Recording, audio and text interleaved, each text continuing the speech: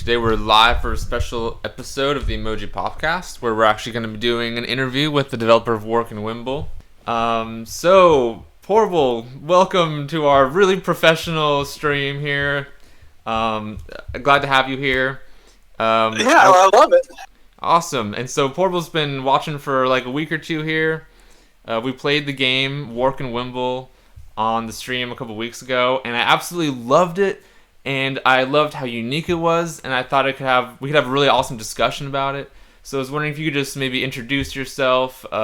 What's your perspective on mobile games? Are you doing it full time, or just kind of a basic introduction? Sure. My name is Ben. You can see my credits in the game if you want to know more about me. Making games is a hobby of mine. I mean, I've only made one game, this one, so I don't know if I would even call it that. But I did spend like almost 4 years working on this before it came out, and turns out I'm still working on it. I'm kind of giving all the music kind of a one-over to improve it. My perspective on mobile games is, or at least the reason I made this game was, I stopped playing PC and console games a while back, like when my kids were born. Just didn't really have time for it. So I started playing mobile games. And it was just a miserable experience. I was just like, why are these so bad? Like, there was some good ones. If you dug around, I could find them. But every mobile game I played, it seemed like had like these economies kind of bolted on. They had all these like daily login bonuses. Like, they had all these ways to make you want to play the game, except making the game fun. And I was like, I hate this. Like, this is no good. And I was like, I'm going to make a game. And I had an idea for a game I'd wanted to make for a long time. So I was like, I'm just going to make this game. I'm going to make it cross-platform because I had the tools to do it. And I was just like, I'm going to make the kind of game that I would want to play. Because I just kind of devolved into playing stuff on emulators. Like, I had just like Nintendo and Super Nintendo emulators and stuff running on my phone, and I was just like playing these instead of mobile games, and I thought that was kind of a shame. Okay. So anyway, I played this game. I hooked up some ads to it. I guess I don't know. In hindsight, I guess I don't really know why. I guess just the idea was to make a little money back, but I've made so little it doesn't really seem like it was worth the trouble. But yeah, I just wanted to make a game for fun, just to say I was able to do it, and kind of put all of my various talents to use in one single project. Cool. That's very interesting to hear. I feel like we have very different like backgrounds and perspectives on mobile games, so I think this is gonna make an awesome conversation. I'm so excited to like learn from you. And so like what you're saying about like all these games with their economies and their daily logins and stuff, like this has been like so I worked in the mobile game industry for a couple years before I left, and so like that was my job, is like constantly working with these economies and designing features to improve retention every day or whatever it is. Well, I'm jealous because I wanted to make video games when I was like in college. Like, that was what I wanted to do, and like it just kind of never panned out. And at some point, I got a development job for doing non-video game stuff, and like it was a pretty easy job. And I don't know, I just hear all these horror stories about people actually in game development. Unless you have like one of the really nice studios, it was just like, I don't know, it was hard to convince myself to go into that environment and probably take a pay cut. And it was just like, I don't know, I can't do it. So at some point I was like, if I'm going to do it, I'm going to have to do it as a hobby. Right. And then when my kids were born, I was like, my second kid was like about to be born. I was like, if I'm going to do it, it's never going to get easier. So I just started doing it then. Cool. Awesome. I think a lot of people could find a lot of inspiration from that, because there's a lot of people we talk to who they just say they're too busy to do it or whatever. But it seems like you had a child and you just made yourself do it, basically, even though it took a longer time. I mean, there was a point in my life where either I was working or I was with the kids or I was working on this game. So it was like, that was, I made time. I dropped a lot of my old hobbies, just don't have time to do everything. So I had to pick what was important. Makes sense. Going forward, is this something you want to keep doing, even though like it takes time away from your hobbies and other stuff? Are you still dedicated to making games or more mobile games in the future? I'll do it again. I'm going to take a break from it once I finish doing the patches that I'm doing now. Because it is kind of exhausting, especially like making this game. I built this game from scratch.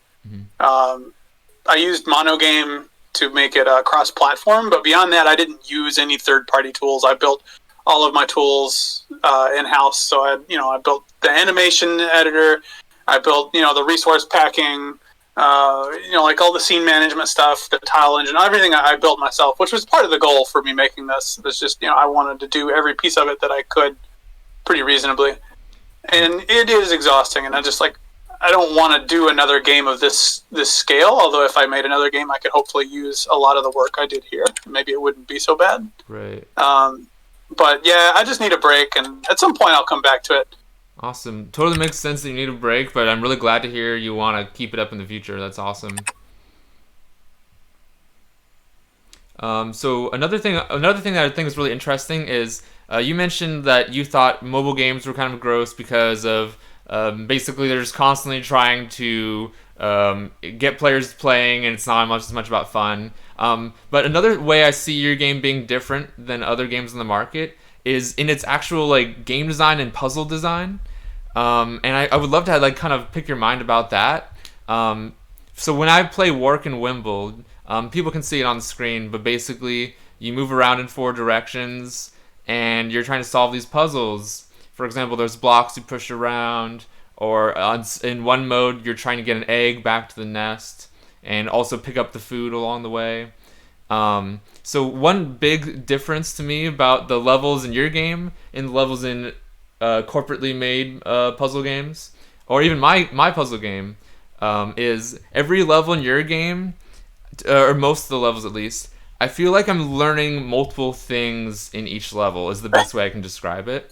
So that was probably a mistake. That wasn't necessarily my intent. One of my game design mistakes, and I'm going to talk about this now, was originally I went into this project that was like, I want 100 levels, and I want there to be 10 worlds with 10 levels each. And I don't know why I was just dead set on that. I ended up making 9 worlds with 9 levels each, so there's 81 levels. But that structure is so rigid. I found it really hard to do, introduce new mechanics, have a lot of breathing space for the player to really explore the new things that come in. So it is really intense on the player to have to learn the new things as they progress through the world. And that's actually a mistake that I should have not insisted on that hard, rigid structure. And ideally what the game needs is some kind of overworld map where the easy levels, or the easy worlds, I guess you could say, could have more levels where they have more chances for the player to kind of learn and grow, with how the gameplay, is expected from them. But I've had a lot of people who kind of appreciate that it's harder. I don't know, for me, I guess I was looking, I like games that are kind of harder from the get-go. I don't really care for a long tutorial type experience. And the controls for the game were so simple that I was hoping maybe it didn't need that much introduction. But yeah, I think it was a mistake that it's so hard at the beginning, and it throws a lot of things at you at once. So that's probably the biggest mistake in the game, and it's something I may correct in the future, but I don't know. It would be a lot of work to add in an overworld and some kind of, I don't know, other structure for the way the levels progress. Right. Very interesting. So it's interesting to hear that you wish you did things differently, because you also mentioned one of the things I loved about Wark and Wimble is that it was so much more difficult than the typical mobile games on the market. I feel like because it's harder, every level I feel so much more rewarded and satisfied for completing the puzzle, whereas in most puzzle games on the market, I feel like I'm being kind of baby fed for even hundreds of levels at the beginning. Right. Yeah, I don't have patience for those kinds of games. So, this game is meant for people like me who are playing mobile games but really want a more hardcore kind of experience. Right, makes sense. So, what are the games that you love to play? Are you a puzzle game aficionado? Is that how you kind of ended up making this concept? I am not a puzzle game aficionado, actually. I'm actually not very good at puzzle games. For research, I did a few other puzzle games, like Snakebird. I can't really remember the other ones. That I used that just to kind of study how they progressed, what how the rate of progression, how difficult the puzzles got. And there's definitely people who are out there like way better at my own game than I am.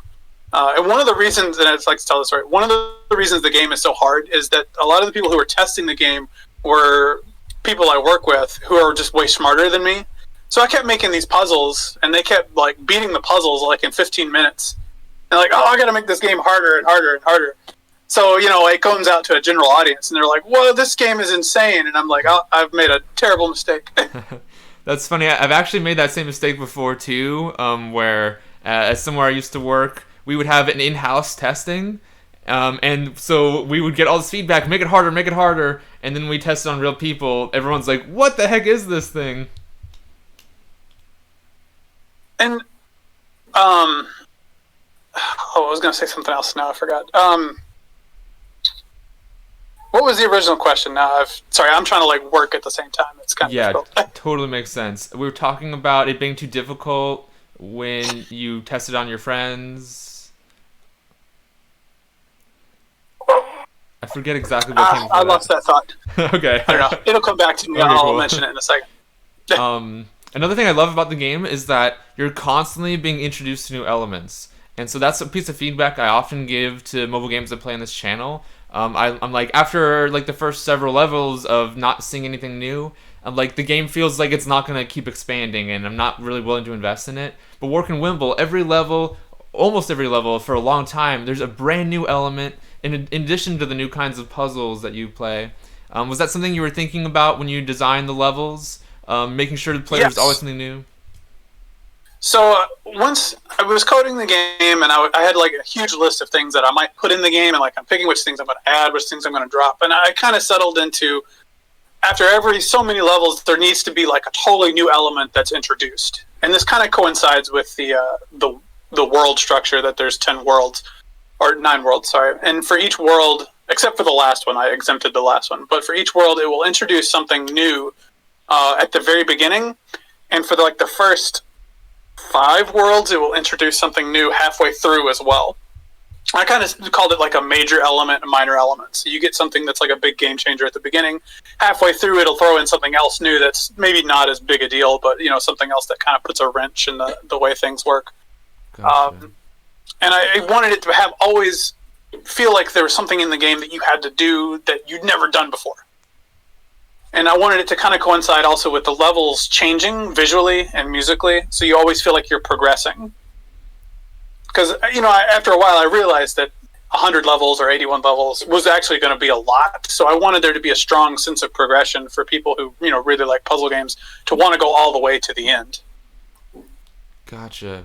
Makes sense. And I totally agree that, since it's not like an infinite game with thousands of levels, I feel even more compelled to keep playing because, in addition to getting new stuff every world, there's an end point to the game, and I want to reach that accomplishment or whatever. Right. I remember what I was going to say before. Talking about other puzzle games. Now, if some people who've played it, if you've played the old NES game, The Adventures of Lolo, this game has a lot of draws a lot of elements from that. And in fact, the character's blue color is a direct reference to the main character of that game. So this game is, a lot of the mechanics are different, but this game will look and play pretty familiarly, will be familiar to someone who loves Lolo. And so I played this game a ton when I was a kid. And I played it with my family, and my older brother and my dad. And for me, it was that was awesome. To me, that was the big thing. And there's actually numerous references to Lolo in my game. There's one world where the level, or the blocks that you push, are the same kind of green color that you see the blocks there. Oh, gotcha. Some of the enemies have similar behaviors. And I used Lolo as a starting point, since I was playing it a ton on the emulators. And I was looking at it from just a game design perspective. And I was where did this Lolo game succeed? Why did people like it so much, even though it's known for being really hard? But also looking at the things I didn't like about the game Lolo, what I thought were their failures. So I used it as a starting point to kind of do my own game, and it made it nice because I could avoid some immediate pitfalls in this kind of Sokoban type game. Right. What were the failures that you were avoiding from Lolo? So you may not see it in the video, but there's some Lolo game or maps that have hidden information from you. and you have to find it just by playing the map and trying to discover it. And once you discover it, you can then restart the map and try and execute a solution against it. And I didn't like that. I wanted to make sure that all the information was there, like at the beginning. And the idea being that someone who is like really smart could look at the level and figure out a solution just by looking at it before touching the controller. But you can't do that with every Lolo level, because there's literally there's like these water currents in Lolo that are important, but you can't tell which way the water's going until you get something into the water. But that requires you to commit resources, so like you won't be able to beat the map usually until you find it. The enemies also have this weird respawn behavior, and you have to like learn where they're going to respawn, and there's like no indication that they're going to respawn at a particular point, short of you like taking the resources to get rid of the enemies and figure out where they're going to go. So you could spend a long time trying to find this, if this hidden information even exists. Like it may not be there, and it may be actually really hard to test and see if this is important or not. So that was something I wanted to get rid of, out of a Lolo-esque game. Gotcha, that's super interesting. One thing I noticed about just the gameplay, and maybe this, I guess this looks like it's in Lolo too, is that there's like a puzzly strategic kind of part of the game, but also a real-time part of the game. For example, one of the levels, I don't want to give it away, but in Wark Wimble, there's one level where there's a block that's rotating around a central enemy, and you're having to time out the way you move with that. I was blown away by that level, but I was curious, like, were you worried about balancing that, or what was your perspective on this kind of real-time kind of gameplay in this puzzle game? So in Lolo, timing elements are a big part of the game, and they're actually really hard. And I decided I wanted to have some timing elements, but I always wanted them to be either obvious or easy to execute. So once the player discovers them, they're not too hard to deal with. Now, unlike Lolo, my game also has like an unlimited amount of like move undos. So even if you make a mistake in my game, you can start over immediately from the last move, and you can't do that in Lolo. So one of the reasons why Lolo is so hard is you'll have these timing elements that may come even at the end of a map after you've executed a solution. If you screw up, you've got to start all the way over from the beginning. So you don't have to deal with that in my game. You know, if you make a mistake with the timing, you get to immediately try it again. So I guess I didn't worry too much about the timing, but I made sure that most timing elements were not too strenuous. If you find yourself trying to race like a really hard clock in my game, that means you're doing it wrong. Okay. Another question I had, are there levels that you're aware of that have multiple solutions? Yes. And in general, I'm okay with this. I've seen some people come up with some clever stuff that I didn't think of. And like I said, usually I think that's fine. There's a few levels where I made a mistake in the design, and people have found, I guess, what I call short circuits, where they find a much easier solution to what I think should be like a harder level. And that's just something that I missed. And at some point I may go back and patch those up. But not too many people have found something too crazy. Gotcha. I actually only know of one person who's beat every level in the game so far. So Gotcha. I'm on the end of World 5 right now, and I wanted to blaze through a bunch of levels last night before our talk, but I was like getting stuck on this level, and I was like, okay, I'm not going to be able to realistically beat this game in one night. Which I think I can tell when somebody starts skipping levels, because I get like a boost or a burst in ad money, because I set up for when you skip a level, if you haven't bought the no ads, that's when you have to watch a video. And so, like, I mean, there's not that many people playing it, but suddenly I'll get like $1 for like, an ad money that day. It's like, oh, somebody's skipping to the end, right? Like, Gotcha. If there's not a bunch of new downloads, somebody's skipping levels. Gotcha. I guess I should collect actual metrics for that stuff, but I don't know. At this point, it seems kind of pointless. Yeah. So I'm really curious. Like, you say you don't want to you want to make a great game basically, and you don't want to ruin it with all of this monetization and these non-fun systems. But if we were to follow that to a T, then developers maybe wouldn't be able to make the money in order to pursue this all the time. You're right. Like, what do you think about the game Yeah. The game in its current state would not make money for like a publisher, I don't think. I mean, there's some ads. There's a no ads thing that several people have bought, which I appreciate. Nice. But as far as like a money making thing, it's just not the right setup. Some people have thought of adding like a hint system, which would require a lot of work on my end, but that might be something that works where you could watch an ad to get a hint. But even that, I don't think would make a lot of money, even if the game had a ton of downloads. I didn't want to make the game pay to play, which a lot of people suggested that for the way it's made, that's probably the best way to do it from like a publisher's perspective. Is you just advertise it, say, hey, this game costs $5. And I was surprised on people on Steam were buying the game. I mean, not a lot, but people, will actually pay $5 to play this game, which, I thought was kind of cool.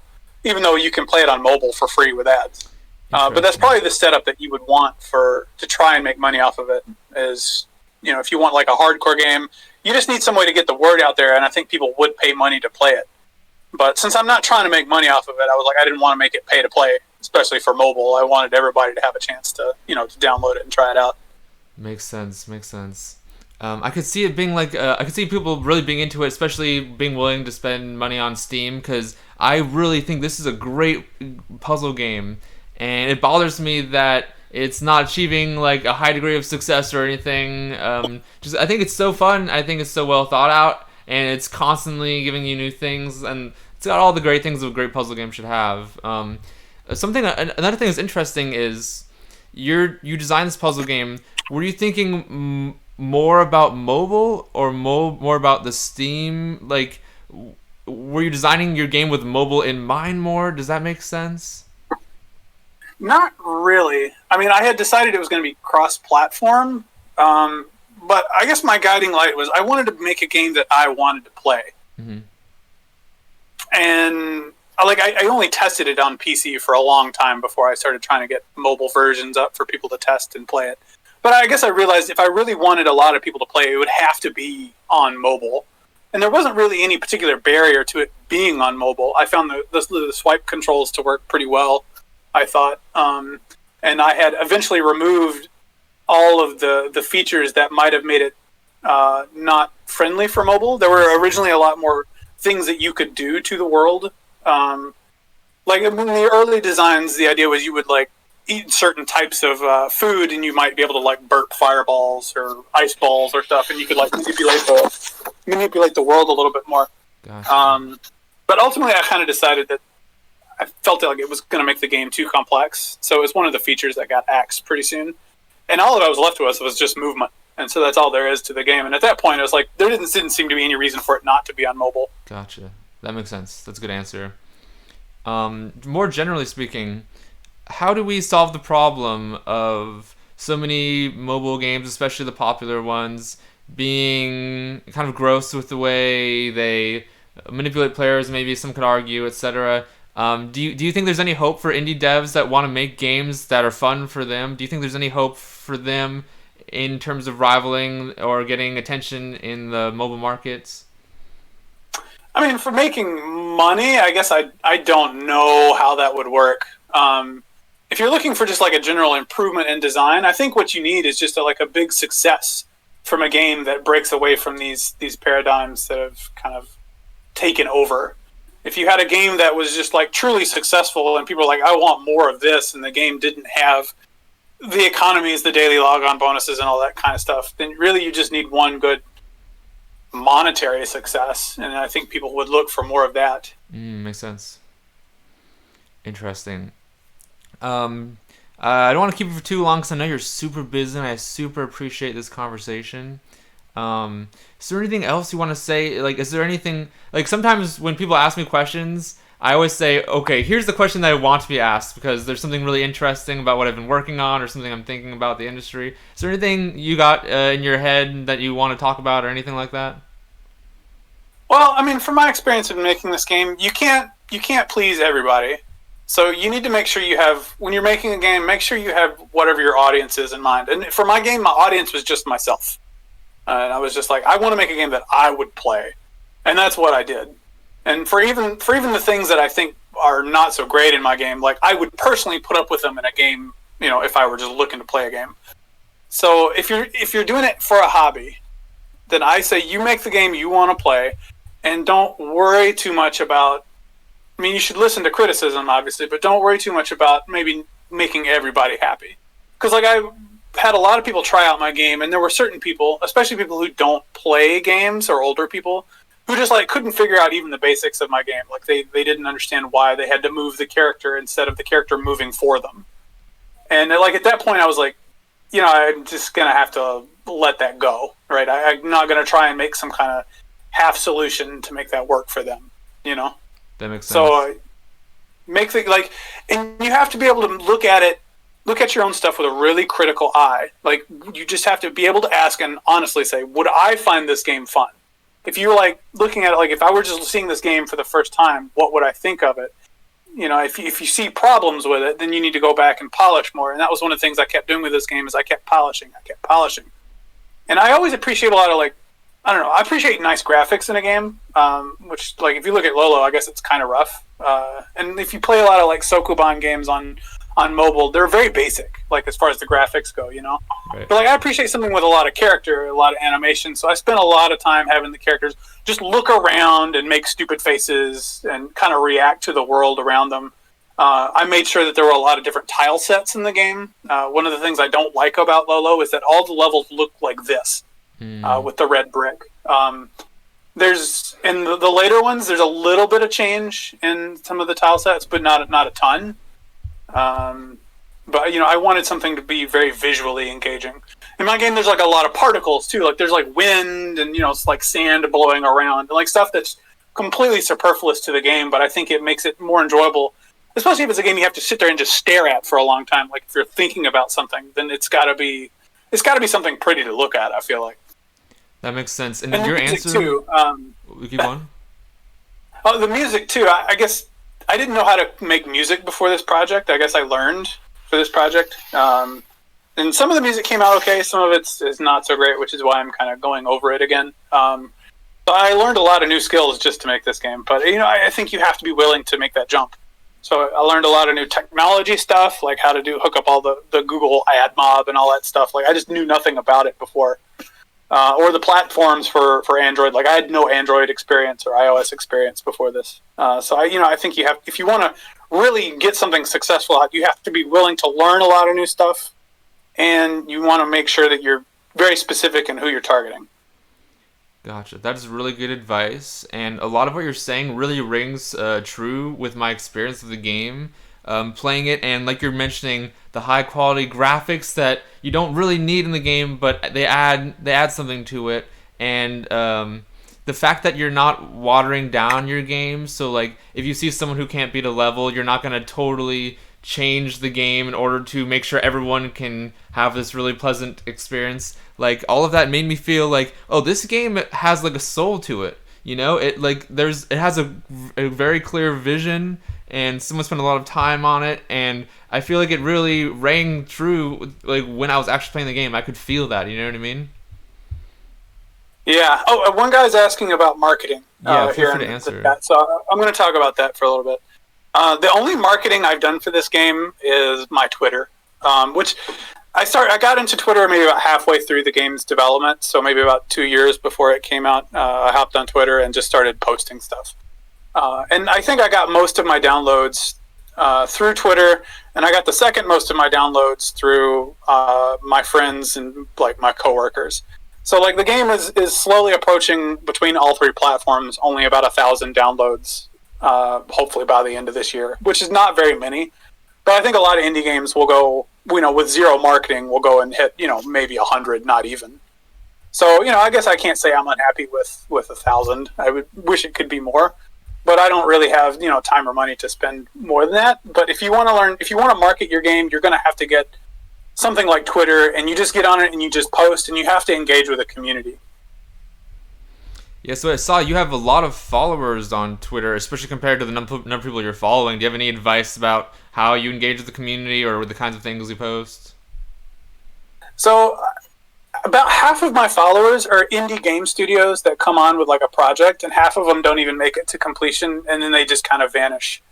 So if you want to be successful, the first thing is you don't want to be like that. So you need to find other people on Twitter who like to be on Twitter and like to just like post in the community. Because the Twitter indie dev community is actually really nice and really engaging. It's cool if you'll go on and talk to people and learn from them. And like, you're not just trying to sell your game. If you're actually just kind of like showing off your work or looking at what other people are doing, asking questions, answering questions, you'll get a lot of organic followers. So this like other half, like the 1,000, I guess, that is actively engaged on Twitter, who like are actually interested in my game and I'm actually interested in their projects, they can give you a lot of like word of mouth growth for your own game. So if you have to be part of an organic community, you're not just be able to, you know, get on Twitter and be like, oh, I'm going to get some followers. You have to be part of the community, but it's definitely worth it. I was very glad that I got on Twitter and did that. Cool, good advice. One random question I had too is, you were talking earlier about how you wanted really strong characters and you spent a lot of time in the art, and that vision really is doubled down by the fact that your game is called Wark and Wimble, the characters in the game. This seems like a silly question, but was there any debate as to what you call your game? For example, calling it Wark and Wimble, like most games, they try to like pack in the core action appeal of the game. Like people would call it like slide and eat or something. You know what I mean? Was there any debate as to the naming of your game? Well, I didn't know what to name it for a long time, and for a long time it was just the blue character, and I was calling it internally The Adventures of Bobo, since it was obviously a derivative of The Adventures of Lolo. But I knew that wasn't going to fly as an actual name. And my kids actually still call the characters Bobos, which is kind of funny, because that's what I called them for a long time. At some point, I was just like, I just want a funny name for these characters, and I came up with Wark. And I was like, I kind of like that. And I was like, at some point, I was like, you know, I feel like Wark needs a partner, so I kind of just inverted the colors, and then, you know, I came up with another funny name. So I eventually just came up with something that I thought sounded fun to say. I don't know if it's necessarily a good marketing decision, because it's probably kind of hard to search for in a search box. So, you know, I don't know if I would recommend it. But, you know, I kind of like it that, you know, Wark and Wimble sounds like kind of, you know, off-kilter, a little strange game. You know, these characters are a little bit different from us. And indeed, I think you can't really tell what their motivations are or what their society is like.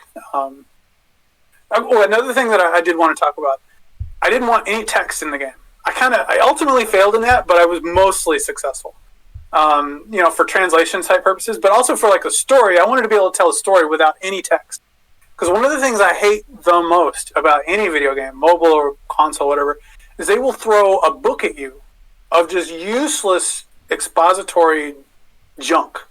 Like they want to tell you all this backstory, and I'm like, video games are for a visual medium, at least for most people. I mean, there's some types of video games that aren't, and that's fine. But for most video games, it's a visual medium. It should express its story visually. And I really think about like Zelda games when I think about this, because like I love Zelda games, but man, they just throw so much text at you. And I'm like, this game is so beautiful graphically. It's like the game doesn't need any text at all. Like, it would be better if it didn't have any text as a crutch, and they just let the story just like, I don't know, these characters could like come out and do pantomime. I don't care. Mm-hmm. Like these weird characters they come up with in these Zelda games they're wonderful. And like all the side characters are the ones that are most interesting, right? Mm-hmm. I don't know. And so I feel like they put all this dialogue about, you know, like what the gods at the ancient time were doing, and you're like 3 hours in and you're like, I just want to play the game. You know, and so I was like, I want to make a game with no text. So there's no text in the game except for like the text that appears in some of the options and in the credits. Gotcha. Interesting. What do you think about games that go really hard on storytelling, like Hideo Kojima kind of games? Do you have any opinion on those? Well, I mean, I haven't actually played any of his games, which is a shame. But I feel like when I say text, I mean exposition specifically. Mm-hmm. I feel like, and maybe someone correct me wrong, but I feel like his games, the text itself, the dialogue is part of the characters. Right. So they're not just describing the plot. They're not describing to you what has happened or what is happening. It's these characters interacting, and that's what makes the game interesting. It's like when you're reading a book, it's the same thing. I mean, this is obviously all text, but there's a difference between exposition and storytelling. But the important part is reading about these characters and figuring out like what their motivations are, what makes them interesting. You know, are these narrators reliable? What are their goals? And how these things kind of conflict against one another. That's what makes it interesting. It's not, you know, that I came up with this very complex plot about what's going to happen. Like the plot is ultimately not really that important in a story. Mm-hmm. Like I guess I can't stand like the Avengers and stuff like that, where it's like they have like 15 movies where there's like this big long plot kind of strung together. Like I just don't care about that. Like if the characters are interesting, I would like it a lot more. And maybe the characters are interesting. Some of them, I've only seen a few of them, but it's like I feel like I shouldn't need a textbook of what happened in the past in this imaginary world to like get into it, right? Because these are character-driven stories, and these should be about the characters, and it should just be about their motivations, what they're experiencing, and that kind of stuff. That totally makes sense. So I wanted to kind of do that with my own little game. That there's no text, so it's maybe you have to kind of put some interpretation to it, but figure out what's going on. So there's just like a little animation at the intro, and there's another outro at the end that kind of tells you what happened. Gotcha. One more question I have is there any possibility of you continuing work on this game? I know you kind of said no, but for example, you could maybe make another version of this game that's more catered towards casuals. Is that something you're even interested in? Because that does seem against your kind of philosophy of making a game for yourself. Well, I mean, I agree the game is too hard at the beginning. I've got a lot of feedback about that, and that was a mistake. So I wish... I don't know if I will yet, but I may correct that at some point. Which I don't. If you haven't played Snakebird, it's kind of hard to describe. Or if you've played Baba Is You, it has kind of similar gameplay. It has multiple worlds. There's different levels, but you don't have to beat all the levels. And the levels are kind of set up in like a tree structure, which as you get further out in the tree, they get harder. But like you don't have to beat these harder levels. In mine, there's some bonus levels that I consider to be the harder ones, and then there's the core levels, which are supposed to be easier, but even the core levels turned out to be pretty difficult. I think what it really needs is just more levels to let the new mechanics breathe and give you more space to like explore them. That I think I could see myself doing. I don't know if I will do it or not, but I could see myself doing that. Gotcha, cool. I really liked the challenge levels that you have in each world, because when I got stuck on a level eventually, it was fun to go back to the beginning and play the extra challenge levels. I feel like that kind of gave me a little bit of a... maybe I'd get burnt out if there was only one kind of string of progress, because with these extra levels, it was kind of fun to go back and like... I made some quick progress for a little bit, but then it got really hard really quick, Yeah. I've had mixed feelings about that, because for me, if I can't... I don't know, I get kind of completionist about certain types of games. I don't want to say completionist, because like when I play Zelda, I don't find all the heart containers. Or like I don't know, I guess I don't care about that. But for these kinds of games, if I can't beat a puzzle, I will sit at this puzzle until I figure it out, or I give up on the game completely. Mm-hmm. Yes, so I think it's kind of a double-edged sword. Like Baba Is You, I never completed, even though it's a really, really great game. But like it got so hard towards the end that I couldn't do some of these like extra difficult levels that are optional, but I couldn't do them. I don't know. I guess I got discouraged. Interesting. That makes sense. There's something I was gonna say. Oh yeah, have you? I mentioned A Monster's Expedition to you. Have you had a chance to play that at all? I haven't. I meant to look that up. Which I think you actually showed a screenshot when we were talking about it last time. But I meant to look that up. But I don't have much time to play games at all, really, which is kind of sad. I play a few Nintendo games on the Switch with my kids, but if I can't play with my kids, I probably don't play it much. I do play a few mobile games for like my fellow indie developers that I'm connected with on Twitter. I do like to do that because I love to see people's work that they're working on, people who are in kind of the same position I am. So I'll take a little time out to play their games, but like generally I don't get to play that many games these days. Gotcha, makes sense. Did you play Wark Wimble with your kids? Yeah, a little bit. As I got the mobile versions ready, I'd usually let them like play and pick at it. But my kids are like 5 and 3, so it's like the game's just way too hard for them to like figure out. Although they could like move the character around. They got pretty good at that. So I was like, that's nice. That means something's working. Oh, I'm glad your kids didn't do too well at the game, because that would make me feel pretty dumb.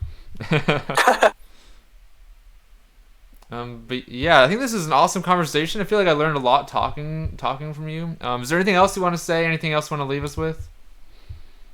No. I mean, I hope people will pick it up and play it, and I hope they like it. Not everybody does. You don't hurt my feelings if you don't like it. This kind of game's not for everybody. But if you like Sokoban kinds of games, it's I think it should be a lot of fun. Nice. Yeah, to me, like one of the main appeals of this game is it's that Sokoban kind of game that I really love. And that was kind of exhibited in a Monsters Expedition, which I mentioned.